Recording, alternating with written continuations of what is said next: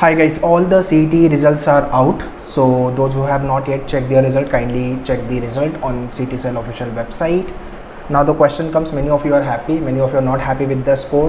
कुछ लोग का ये बोलना है कि स्कोर मैंने ज़्यादा एक्सपेक्ट किया था बट कम आया, एंड सम आर हैप्पी कि जो भी एक्सपेक्ट किया था उतना स्कोर आया हुआ है, तो उन्होंने कम एक्सपेक्ट किया था, ज़्यादा आया है स्कोर. ठीक है, तो 5 ईयर्स में ड्रास्टिकली चेंज देखने को मिला है लॉ सिटी 5 ईयर्स, क्योंकि उसमें हाईएस्ट जो स्कोर गया है वो 122 गया हुआ है. ठीक है, सो 5 ईयर्स का रिज़ल्ट यहाँ से चेक कर लो, 3 ईयर्स का रिज़ल्ट आपका ये हो गया.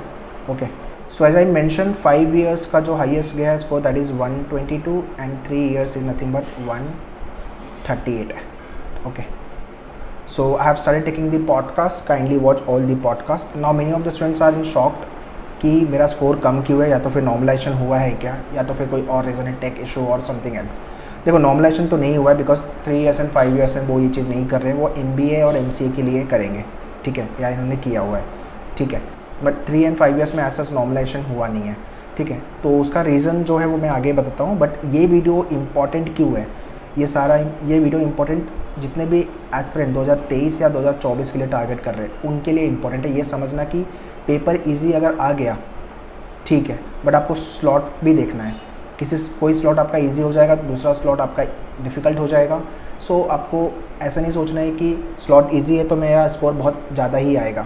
ठीक है, इट इज़ लाइक कि आपका स्लॉट वाइज आपको नटसेल में याद रखना है कि स्लॉट कोई भी आ जाए, पेपर इजी आ जाए या डिफ़िकल्ट आ जाए, अपने को अपना बेस्ट देना है. ठीक है, और बहुत सारी न्यू चीज़ें, न्यू चेंजेस आपको स्लॉट्स में देखने को मिलेंगे. किसी स्लॉट में कुछ टॉपिक आते हैं, किसी स्लॉट में कुछ टॉपिक नहीं मिलेंगे आपको. ठीक है, सो सबसे ज़्यादा जो शॉकिंग न्यूज़ है और रीज़न बोल सकते हो कि 5 ईयर्स और 3 ईयर्स में जितने लोगों ने रजिस्टर किया था और जितने लोगों ने एग्ज़ाम अपीयर किया वो डिफरेंस बहुत बड़ा है. 5 ईयर्स के केस में इट इज़ 9,210, मतलब रफली आप 9,000 प्लस बोल सकते हो. 3 ईयर्स में इट इज़ 21,920. सो ये बहुत बड़ा डिफरेंस है. मतलब 78 के आसपास लोगों ने रजिस्टर किया था 3 ईयर्स के लिए, बट आई थिंक 57 या 59,000 लोगों ने लिखा रफली. तो वैसे ही आपका डिफरेंस 5 ईयर्स का है. सो उन्होंने रिजल्ट एनालिसिस रिलीज़ किया हुआ है, काइंडली चेक दैट. तो ये एक मेन रीज़न आप बोल सकते हो कि इतने लोग एग्ज़ाम लिख ही नहीं रहे. ठीक है, now why they are not writing the exam, because exams are happening very late. तो कोई वेट नहीं करेगा ना. अब आउटसाइड महाराष्ट्र स्टूडेंट है या दूसरे बच्चे हैं जिनको फटाफट एडमिशन ले लेना है, तो वो या तो NLAT के लिए जाएंगे, या तो वो SLAT के लिए जाएंगे, या तो वो CLAT के लिए जाएंगे, या तो फिर direct admission they will take in any college. अगर मतलब उनको डिग्री से ही मतलब है, they are not bother about the best colleges. So difficulty level wise if I talk about, तो आपका जो पेपर था वो नॉर्मल था, बहुत ईजी भी नहीं था, बहुत डिफ़िकल्ट भी नहीं था, या बहुत हार्ड भी नहीं था. ठीक है, हाँ, इनसे थोड़ा बोल सकते हो. न्यू टाइप के क्वेश्चंस आए थे, थोड़े वेराइटीज़ भी डिफरेंट थी, वो आप बोल सकते हो. बट इट वॉज़ मैनेजेबल, कोई प्रॉब्लम नहीं था. ठीक है, सो अगर if I have to rate between 1 to 10, so I would say paper आपका 6 to 7 के आसपास डिफ़िकल्टी लेवल वाइज था. ओके, सो CET में हर साल ये हो रहा है कि न्यू टाइप के क्वेश्चंस आ रहे हैं. दूसरा, अनयूजुअल टाइप के क्वेश्चन मिलते हैं, या तो फिर किसी स्लॉट में पजल होगा, किसी में नहीं होगा.